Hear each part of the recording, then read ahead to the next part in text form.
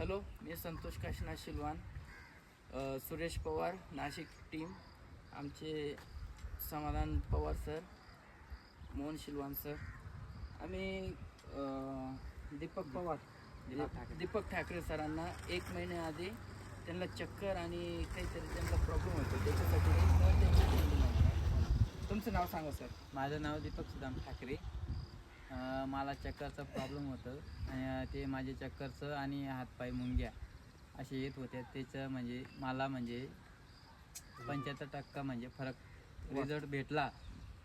त्यानुसार म्हणजे अजून प्रयत्न चालू आहे, अजून परत आपण घेऊ.